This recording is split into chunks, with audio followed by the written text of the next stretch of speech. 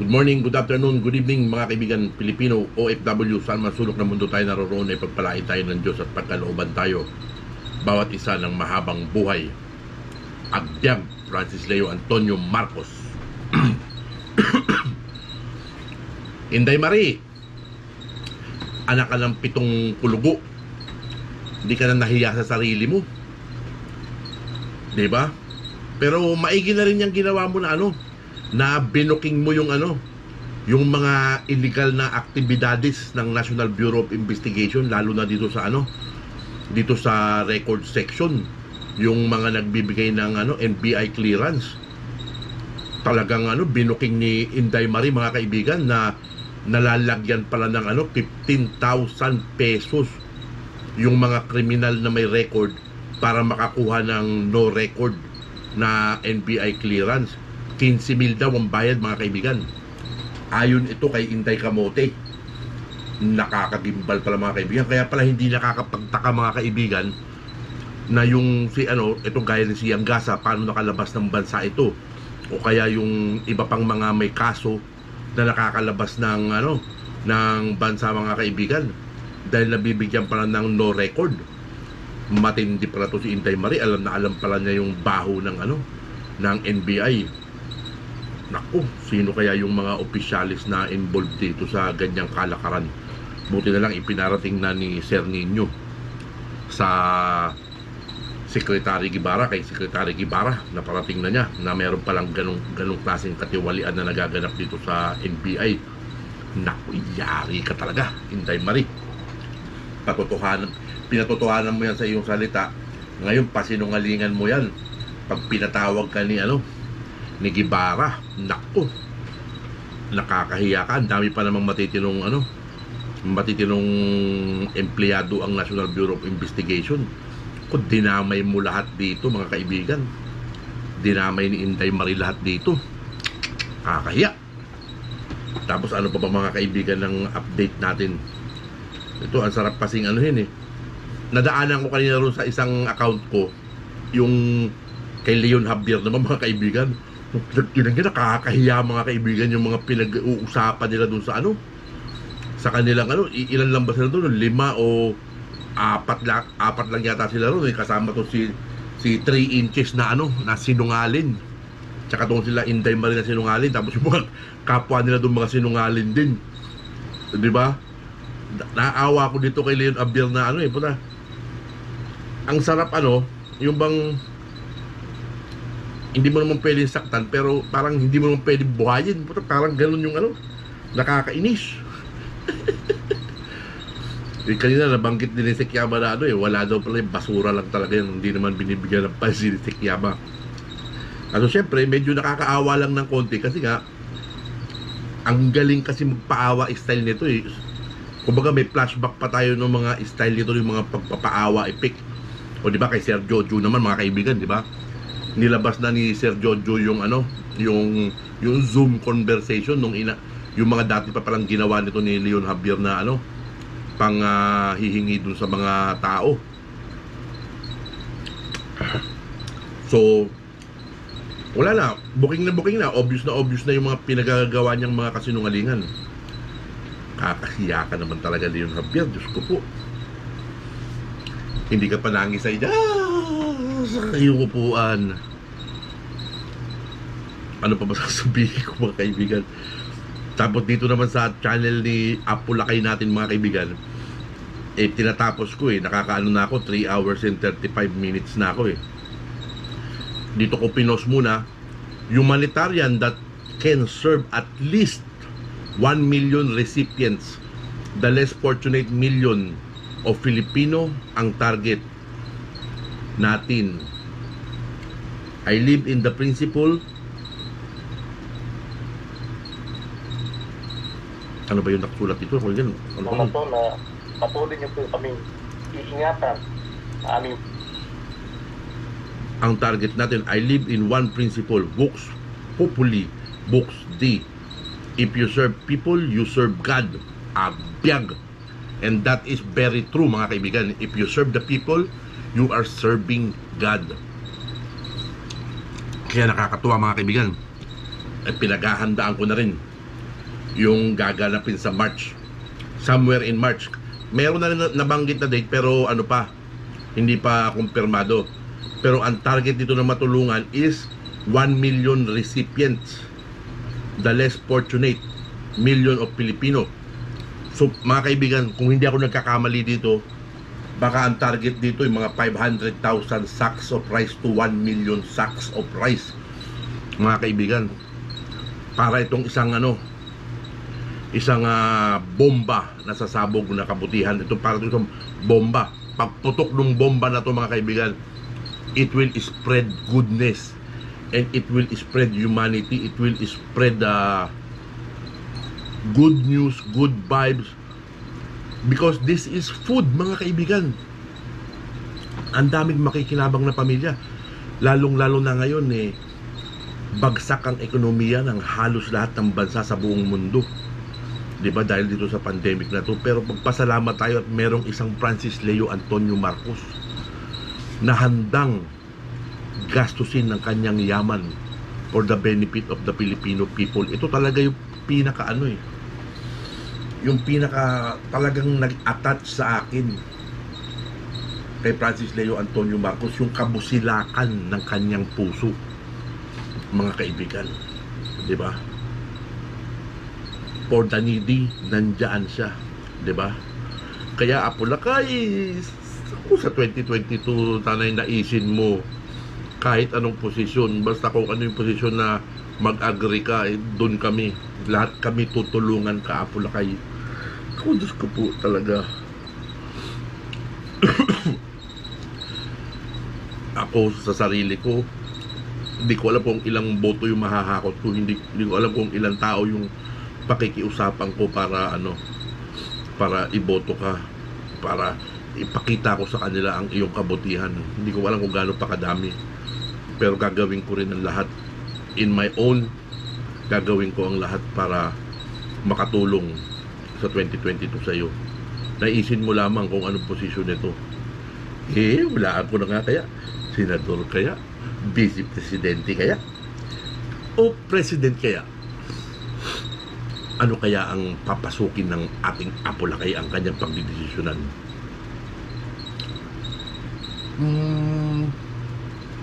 Maaring senador, maaring vice president, maaring president, hindi ko alam.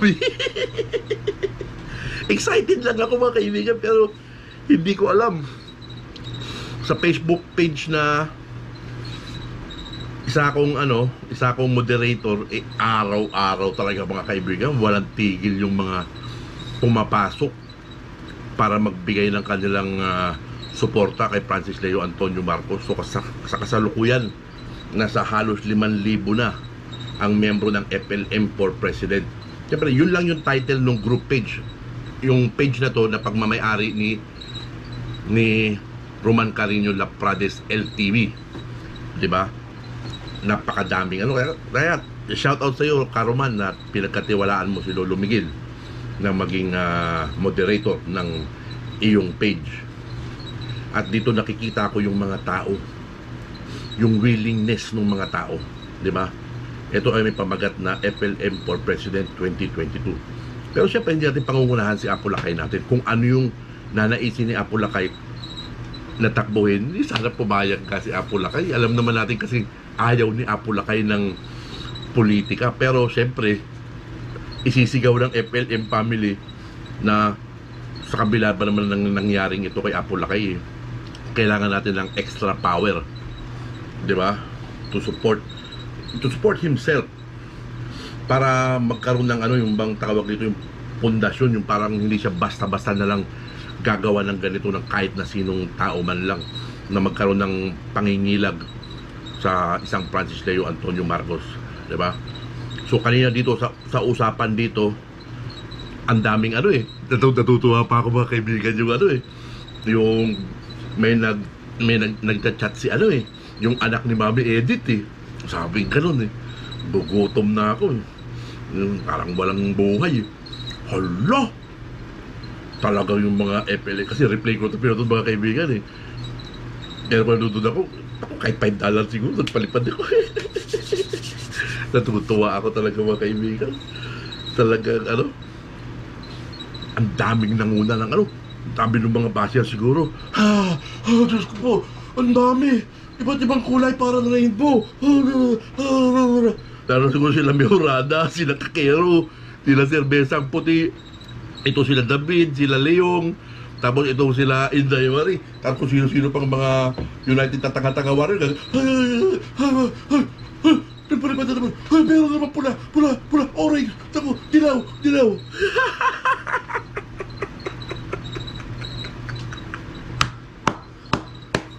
Yan ang FLM family. Ganyan magmahal ang FLM family. Di ba?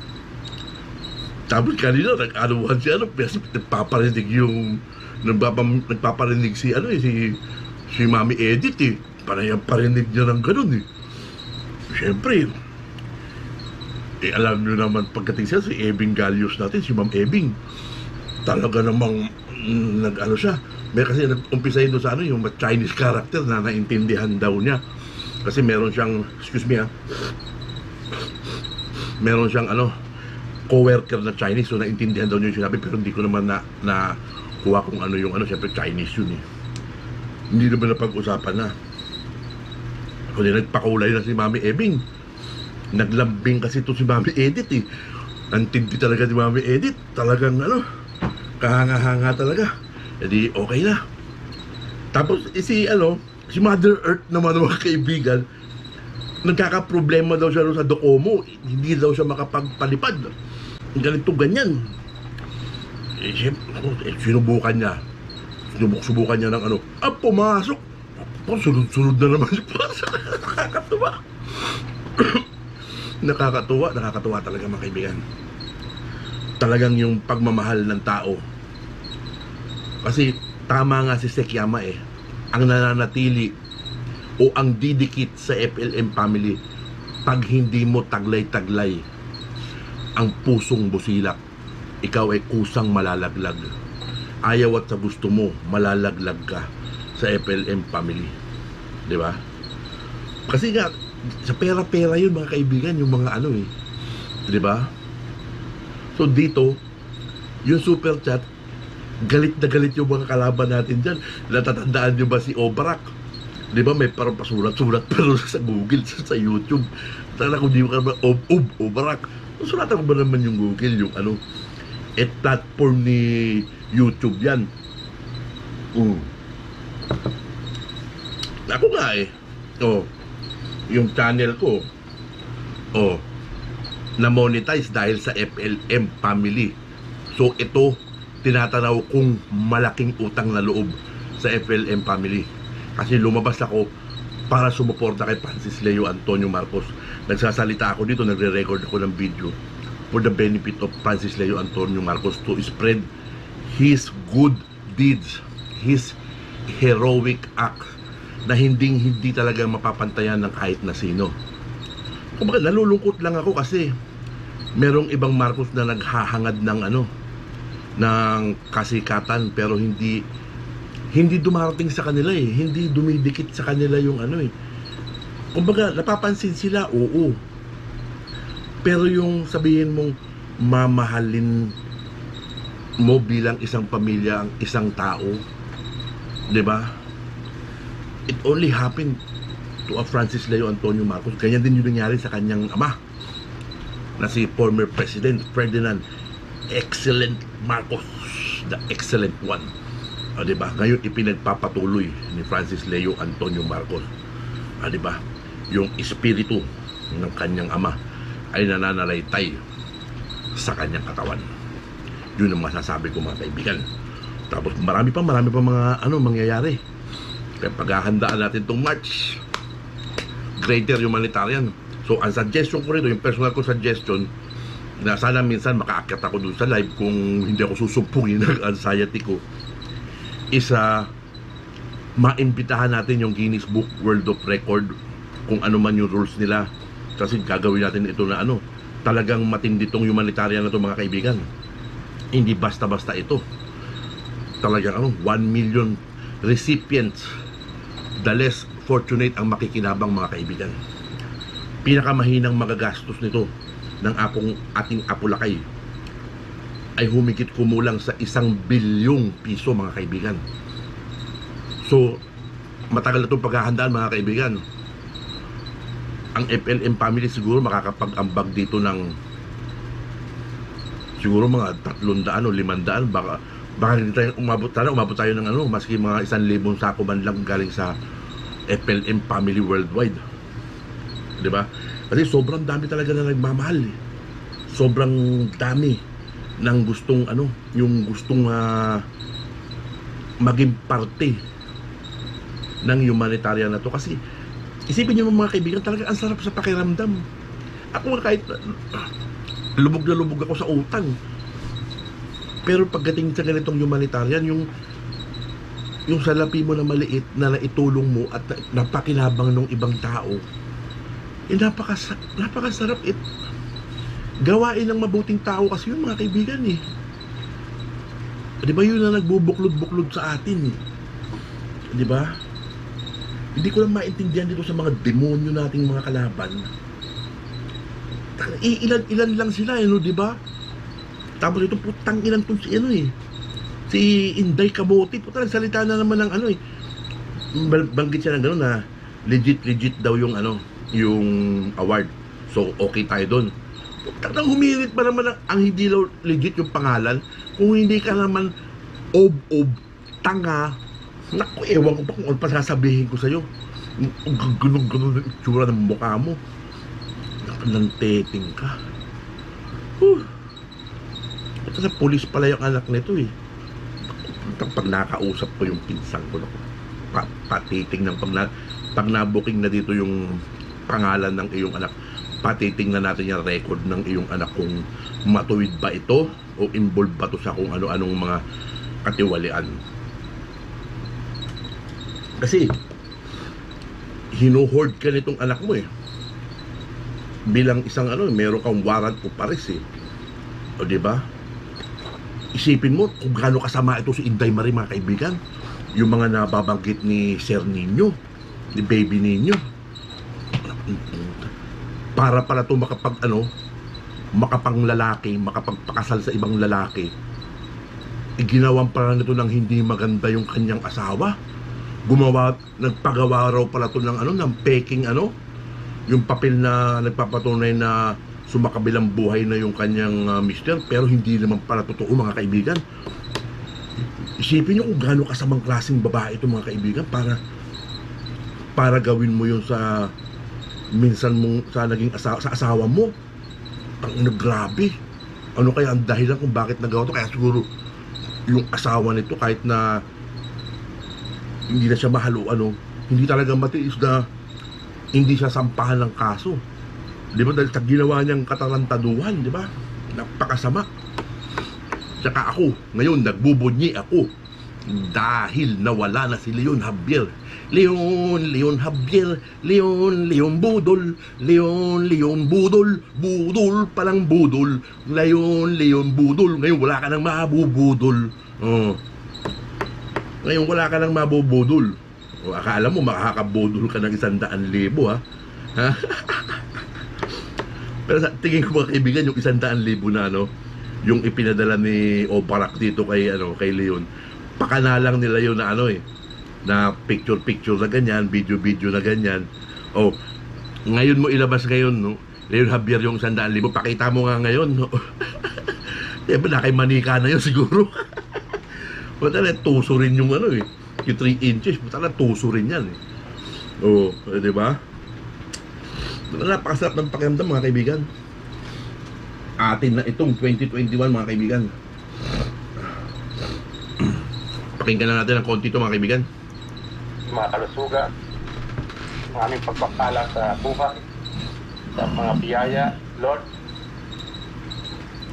Inaakit din po namin na biyaya rin po ang pagkakaloob nyo sa aming kapatid na Francis, sapagkat meron po siyang kakayahan tumulong sa may hirap at tipid. Lord, malapit po ako sa inyo, nagmamalik loob, at pag-alain niyo po, bigyan niyo po ng miraculous na gawain, at you not yet buksan niyo po yung bintana ng inyong milagro na siya'y magkaroon ng kalinawagan na siya'y makalabas na. Sapagkat marami po nabig ang mga mamamayan Pilipino, lalo na po ang mahihirap. Kaya Lord, inuulit ko po Lord, lumuluhod kami, umiiyak na inyo, at nagmamakaawa na sa ngayong bagong taon na to ay inyo pong bigyang liwanag at magbalik ang normal na buhay ni Brother Francis. Amen.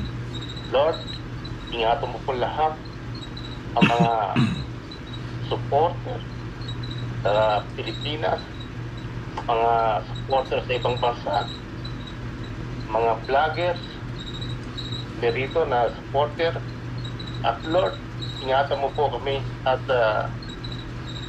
bigyan ng pag-asa sa aming mga puso na yung tutugunin ang aming mga dasal. Na napakarami po namin dito, hindi lamang po dito sa Pilipinas, nasa ibang bansa po sila. Amen. Nanalangin sa iyo. Nabigyan niyo po ng liwanag ang aming hinihintay, Lord. Amen. Kaya po Lord, maasa po kami at iyo po tutugunin ang aming kahilingan.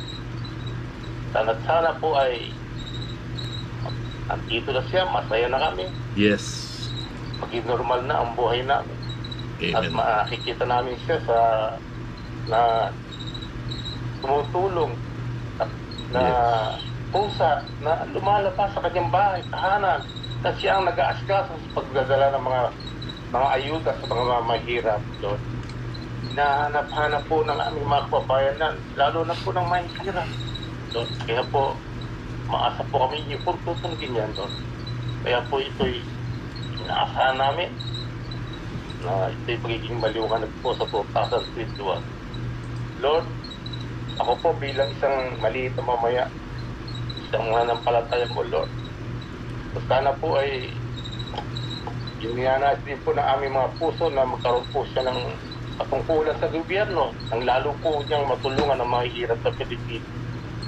Yan po ang ating mga tanong. Amen. So po, kayo na po ang bahala, pero ang nais po sana namin yung pinakamataas, pagdatnak.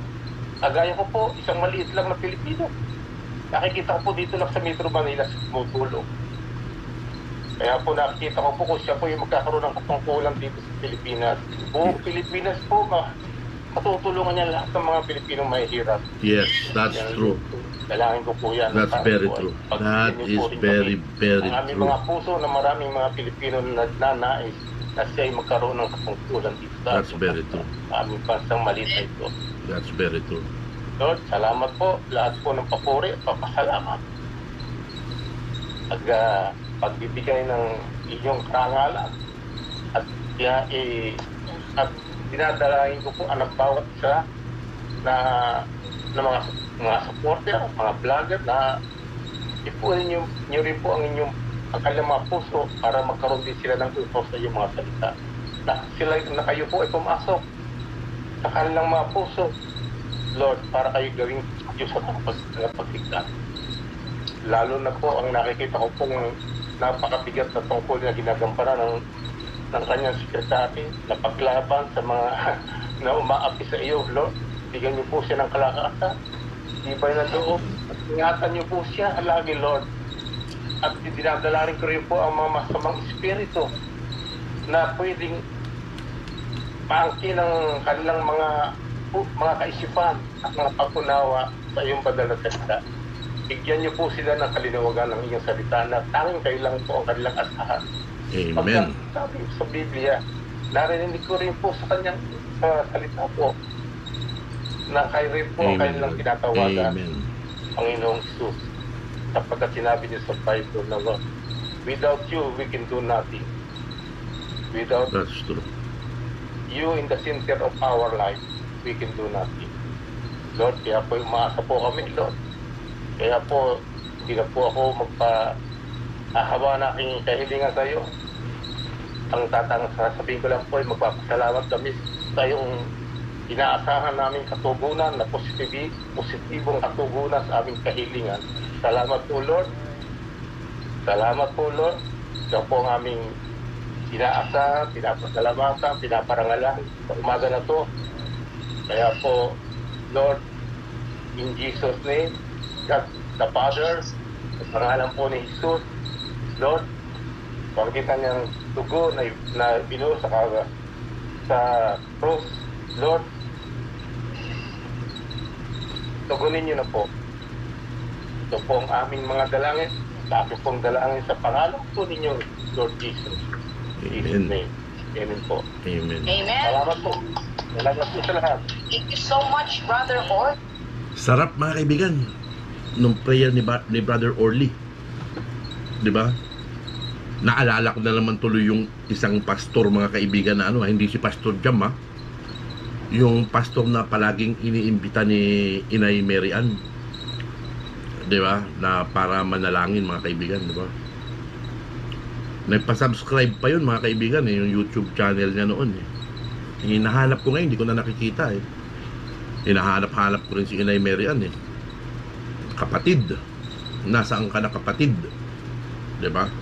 Pero andyan naman si Inay, kumbaga ewan ko ba kung family vlog na lang ang ginagawa ni Inay. Pero solid FLM pa rin, yun ang pinaka-importante dyan. Malalaman natin yan sa mga darating na araw, di ba? Alam naman natin na January na ngayon mga kaibigan, 2021, di ba? Atin ang 2021 and beyond. Wala nang magagawa itong mga tabobo warriors na to sa atin, di ba? Pero hindi pa hindi pa rin sila bumibitaw mga kaibigan sa kanilang pinaglalaban. Sila na lang, wala nang naniniwala sa kanila, pero naninindigan pa rin sila. Siguro nagbabayad pa rin siguro dito yung mga amo nito. Ayaw pa rin sumuko ng mga amo nila. Sige, ayoko na wala naman nangyayari. Hindi, babayaran kita. Babayaran pala ako, sige. Ay, naku mga kaibigan, napakasarap talaga ng pakiramdam. Isipin mo, lahat ng tao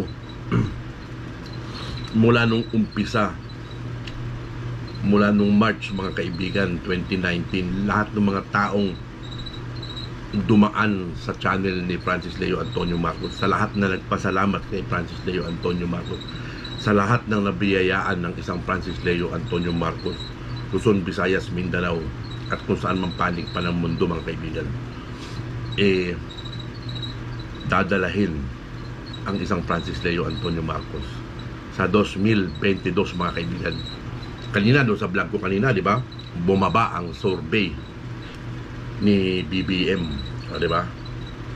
Because karma is real. Karma is real. Di ba? So ang Diyos, mabait pa rin naman ang Diyos binibigyan pa sila ng pagkakataon. Binibigyan pa sila ng pagkakataon na hindi pwedeng sila ang masunod. Di ba? Kung sino yung nakatakda, dapat silang pumasa ilalim dun sa taong nagtataglay ng legalidad tungkol sa kayamanan. Di ba? Napakaswerte nga nitong mga kaibigan Di ba?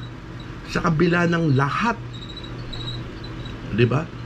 Ang pagmamahal sa kanila ni Apo Lakay, Francis Leo Antonio Marcos, ay talagang hindi mo matatawaran mga kaibigan. Isang hingi mo lang, di ba? Binibigay ng Apo Lakay namin. Tapos ganitong maririnig namin salita sa inyo. Ewan ko na lang kung paano nyo pa ito maaayos sa Apo Lakay namin, di ba? Pero kaming mga supporters, kaming mga loyalista, we are on the side of Francis Leo Antonio Marcos. Malinaw yan, di ba?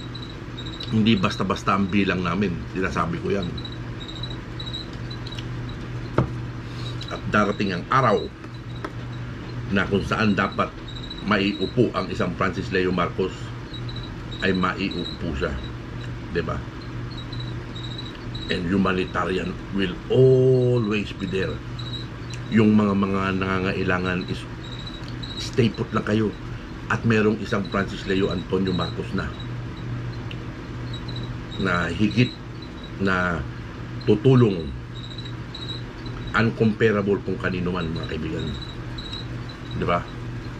So yun ang masasabi ko, mga kaibigan. Talaga napaka talaga, napakasaya lang talaga ng Tapos dito sa live na to, mararamdaman mo talaga na malapit na, mga kaibigan, na makakamit na natin ang tagumpay, di ba? So kumikilos na lahat na nagmamahal kay Apo Lakay natin. At talagang ang patutunguan nito, mga kaibigan, walang iba kundi ang kasong ito ay basura. This case is a piece of trash, di ba? Kaya nga sinabi ko, hindi mo pwedeng i-convict ang isang Francis Leo Antonio Marcos dito sa kasong umiipit sa kanya. Dahil napakaliwanag, paulit-ulit na sasabihin, napakaliwanag sa report sheet na ginawa ng NBI, sa resolusyon, sa mga papeles, sa mga kung ano-ano pang papeles na meron doon sa korte laban na gusto nilang ilaban kay Francis Leo Marcos, ay hindi nagtutugma, mga kaibigan. Walang pagtutugma, walang di ba? Kaya iniipit lang nila ito, mga kaibigan. Yun lang ang totoo niyan, mga kaibigan. Iniipit lang nila si Apo Francis Leo Antonio Marcos sa kung anumang dahilan na kademonyohan nila, iniipit nila dahil sa kanilang kasakiman. Pero hindi naman papayag yung Apo Lakay natin. Ang Apo Lakay natin ay matigas, matibay, at may paninindigan sa kanyang mga salita.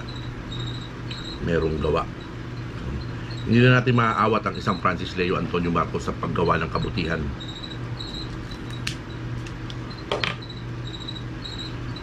So ang gagawin lang natin is just stay put lang tayong FLM supporter. Kung ano yung magpapasaya kay Apo Lakay natin, iibigay natin, mga kaibigan. Ipalaganap natin yung kabutihan na ginagawa ni Apo Lakay natin sa kabila ng pagbabakasyon niya, diba? Sa kabila ng panggigipit na ginagawa kay Apo Lakay natin, lumalaban ang ating Apo Lakay at lumalaban ang FLM family.